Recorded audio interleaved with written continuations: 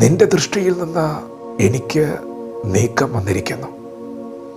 എങ്കിലും ഞാൻ നിന്റെ വിശുദ്ധ മന്ദിരത്തിലേക്ക് നോക്കിക്കൊണ്ടിരിക്കും എന്ന് ഞാൻ പറഞ്ഞു. ദൈവത്തിൻ്റെ പ്രവാചകനായ യോന ദൈവസന്നിധിയിൽ പറഞ്ഞ വാക്കുകളാണ്. എവിടെ കിടന്നാണെന്നോ പറഞ്ഞത്? മത്സ്യത്തിൻ്റെ വയറ്റിൽ കിടന്ന് നിലവിളിക്കുകയാണ്, അയ്യം വിളിക്കുകയാണ്. പാതാളത്തിൻ്റെ വയറ്റിൽ നിന്ന് നിലവിളി ഉയരുകയാണ്. വെള്ളം അവൻ്റെ പ്രാണനോളമെത്തി, ആഴി അവനെ മൂടി. കടൽപ്പുല്ല് അവന് തലപ്പാവായിരുന്നു. പർവ്വതങ്ങളുടെ ആഴങ്ങളോളം അവൻ ഇറങ്ങിച്ചെന്നു. അവൻ ദൈവത്തോട് നിലവിളിച്ചു. അവന് മനസ്സിലായി, ദൈവത്തിൻ്റെ ദൃഷ്ടിയിൽ നിന്ന് അവനിപ്പോൾ നീങ്ങിപ്പോയിരിക്കുകയാണ്. പ്രിയപ്പെട്ടവരെ, ഇന്ന് പകൽ ദൈവത്തിൻ്റെ ദൃഷ്ടിയിൽ നിന്ന് നീങ്ങിപ്പോയി എന്നറിഞ്ഞിട്ടും യോന പറഞ്ഞൊരു പദമുണ്ട്, എങ്കിലും ഞാൻ നിന്റെ വിശുദ്ധ മന്ദിരത്തിലേക്ക് നോക്കിക്കൊണ്ടിരിക്കും. പ്രിയപ്പെട്ടവരെ, നിങ്ങളുടെ പ്രതീക്ഷകൾ അസ്തമിച്ചിട്ടുണ്ടോ? ഇനി ഒരിക്കലും ഒരു ഉയർച്ചയില്ല, ഒരു മുന്നേറ്റമില്ല എന്ന് നിങ്ങളോട് പിശാച് മന്ത്രിക്കുന്നുണ്ടോ? നിങ്ങൾ നിങ്ങളുടെ പ്രാണനിൽ വലിയ ക്ഷയം അനുഭവിക്കുന്നുണ്ടോ? ആഴി മൂടിയതുപോലെ അയ്യം വിളിക്കുന്ന അനുഭവത്തിൽ ഇന്ന് പകൽ ഈ വചനം കേൾക്കുന്നവരോട് യോന സംസാരിക്കുകയാണ്. എനിക്കും അങ്ങനെ അനുഭവം ഉണ്ടായി. ദൈവം എന്നോട് നിനവയിലേക്ക് പോകാൻ പറഞ്ഞു. നിനവെ പട്ടണത്തിന് വിരോധമായി പ്രസംഗിക്കാൻ പറഞ്ഞു. ആ പട്ടണത്തിൻ്റെ ദുഷ്ടത ദൈവസന്നിധിയിലെത്തി. അവർക്കൊരു മാനസാന്തരം ഉണ്ടാകേണ്ടതിന് അവരുടെ നടുവിൽ ദൈവം എന്നെ അയക്കാൻ തീരുമാനിച്ചപ്പോൾ ഞാൻ ദൈവത്തിൻ്റെ സന്നിധിയിൽ നിന്ന് ഓടിപ്പോയി തർശീശിലേക്കുള്ള കപ്പലിലേക്ക് ഞാൻ കയറി യാത്ര ആരംഭിച്ചു.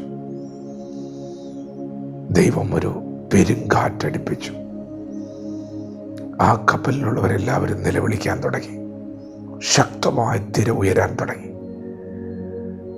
യോന കപ്പലിൻ്റെ അടിത്തട്ടിൽ കിടന്നുറങ്ങുകയാ. എല്ലാവരും യോവനെ തട്ടി ഉണർത്തി. എന്തുകൊണ്ടാണ് ഈ പ്രശ്നം വന്നതെന്നറിയാൻ അവർ ചീട്ടിട്ടു. ചീട്ട് യോനയ്ക്ക് വീണു. യോന പറഞ്ഞു, ഈ പ്രശ്നത്തിൻ്റെ കാരണക്കാരൻ ഞാനാണ്. ഞാൻ ദൈവത്തിൻ്റെ വഴിവിട്ട് സഞ്ചരിച്ചു. അതുകൊണ്ട് തന്നെയാണ് എനിക്ക് പ്രശ്നം ഉണ്ടായിരിക്കുന്നത്. നിങ്ങളെന്നെ ഈ കപ്പലിൽ നിന്ന് കടലിലേക്ക് ഇട്ടാൽ ഈ കാറ്റൊക്കെ ഒന്ന് ശാന്തമാകും. ഞാനാണ് പ്രശ്നക്കാരൻ. അവർ യോനയെ വെള്ളത്തിലേക്ക് ഇടുമ്പോൾ ദൈവം കൽപ്പിച്ചാക്കിയ ഒരു മത്സ്യം അവനെ വിഴുങ്ങാൻ അവിടെ ഒരുക്കപ്പെട്ടിരുന്നു. പ്രിയപ്പെട്ടവരെ, ഒരു ഭാഗത്ത് ദൈവത്തിൻ്റെ ദൃഷ്ടിയിൽ നിന്ന് അവൻ മാറിപ്പോയി എന്നൊരു ചിന്ത അവനുണ്ടായി. എങ്കിലും ഞാൻ ദൈവത്തെ കാത്തിരിക്കുമെന്ന് പറഞ്ഞ് നിലവിളിക്കുകയാണ്. എന്നാൽ മറുഭാഗത്ത് അവൻ കടലിലേക്ക് വീഴുമ്പോൾ അവനെ വിഴുങ്ങേണ്ടതിന് ദൈവം ഒരു മത്സ്യത്തോട് കൽപ്പിച്ചിരുന്നു. നിങ്ങളിന്ന് പകൽ കടന്നു പോകുന്ന ഈ കഷ്ടതയുടെ നടുവിൽ നിങ്ങൾക്ക് ദൈവത്തെ വേണ്ടതുപോലെ കാണാൻ കഴിഞ്ഞില്ലെന്ന് വന്നേക്കാം. പക്ഷേ ദൈവം അറിയാതെയല്ല നിങ്ങളുടെ ജീവിതത്തിൽ ഈ പ്രശ്നങ്ങൾ വരുന്നതെന്ന് നിങ്ങൾ അറിയണം. നിങ്ങൾക്ക് അവനെ അറിയാൻ കഴിയുന്നില്ലെങ്കിലും അവൻ നിങ്ങളെ അറിയുന്നുണ്ട്.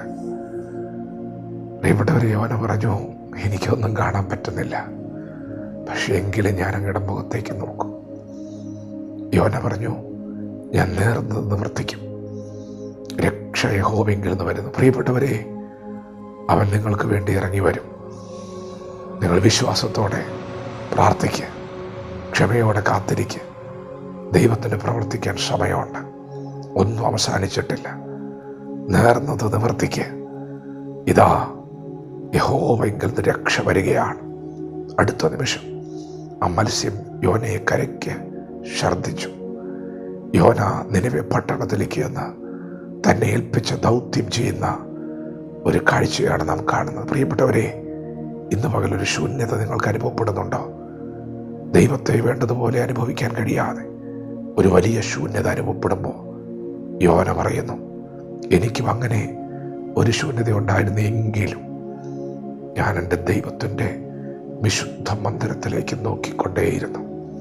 അതെ, ദൈവം നിങ്ങൾക്ക് വേണ്ടി പ്രവർത്തിക്കും. അവങ്കിലേക്ക് തന്നെ നോക്കാം.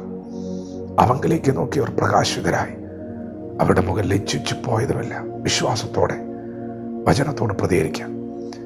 ദൈവം നമ്മെ ഓരോരുത്തരും ഈ പകൽ അനുഗ്രഹിക്കുമാറാകട്ടെ. ആമേൻ.